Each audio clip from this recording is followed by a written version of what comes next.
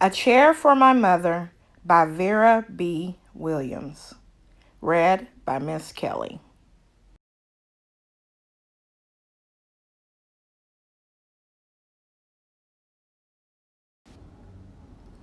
My mother works as a waitress in the Blue Tile Diner. After school sometimes I go to meet her there. Then her boss Josephine gives me a job too.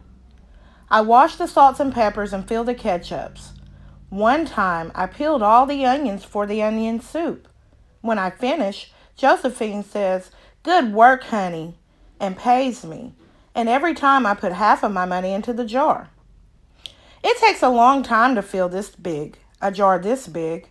Every day when my mother comes home from work, I take down the jar. My mama empties all change from the tips out of her purse for me to count. Then we push all of the coins into the jar. Sometimes Mama is laughing when she comes home from work. Sometimes she's so tired she falls asleep while I count the money out into piles. Some days she has lots of tips. Some days she only has a little. Then she looks worried. But each evening, every single shiny coin goes into that jar. You see the coins going up to the top? We sit in the kitchen to count the tips. Usually Grandma sits with us too. While we count, she likes to hum. Often, she has money in her old leather wallet for us. Whenever she gets a good bargain on tomatoes or bananas or something she buys, she puts by the savings and they go into the jar. When we can't get a single other coin into the jar, we are going to take all the money and go to buy a chair. Yes, a chair. A wonderful, beautiful, fat, soft armchair. We will get one covered in velvet with roses all over it. We are going to get the best chair in the world. That is because our old chairs burned up. There was a big fire in our other house. All of our chairs burned. So did our sofa, and so did everything else. That wasn't such a long time ago.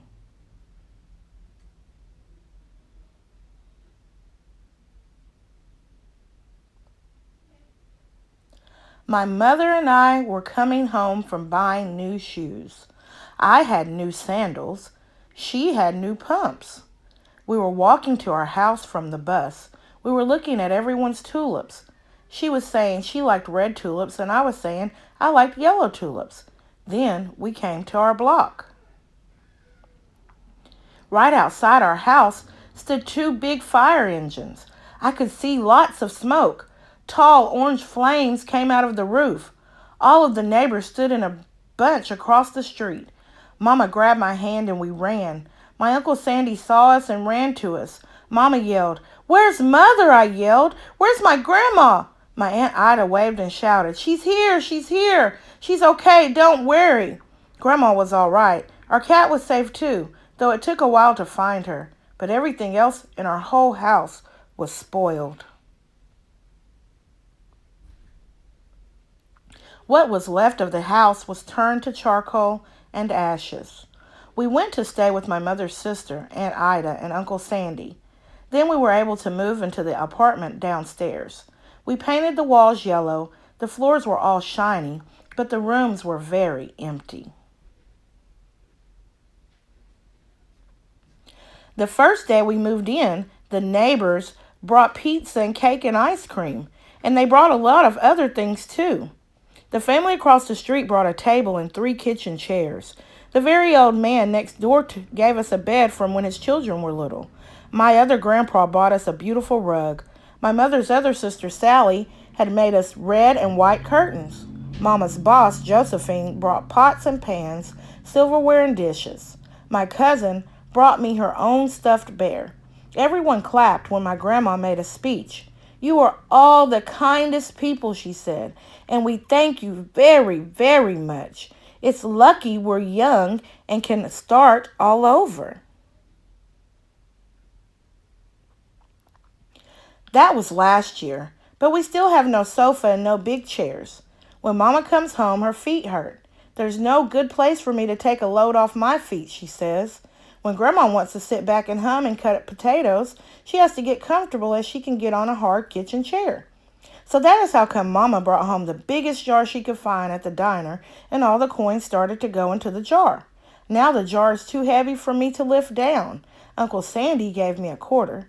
He had to boost me up so that I could put it in the jar. You see, the jar is almost to the top. After supper, Mama and Grandma and I stood in front of the jar. Well, I never would have believed it, but I guess it's full, Mama said. My mother brought home little paper wrappers for the nickels and dimes and the quarters. I counted them all out and wrapped them all up. On my Mother's Day off, we took all the coins to the bank. The bank exchanged them for $10 bills. Then we took the bus downtown to shop for our favorite chair. Can anyone remember what the chair looks like? We shopped through 4 furniture stores. We tried out big chairs and smaller ones, high chairs and low chairs, soft chairs and harder ones. Grandma said she felt like Goldilocks and the 3 bears trying out all the chairs. Finally, we found the chair we were dreaming of, and the money in the jar was just enough to pay for it. We called Aunt Ida and Uncle Sandy. They came right down in their pickup truck to drive the chair home for us. They knew we couldn't wait for it to be delivered. I tried out our chair in the back of the truck. Mama wouldn't let me sit there while we drove, but they let me sit in it while they carried it up to the door. We set the chair right beside the window with the red and white curtains. Grandma and Mama and I sat in it while Aunt Ida took our picture. Now Grandma sits in it and talks with people going by in the daytime. Mama sits down and watches the news on TV when she comes home from her job. After supper, I sit with her and she can reach right up and turn out the light if I fall asleep in her lap. The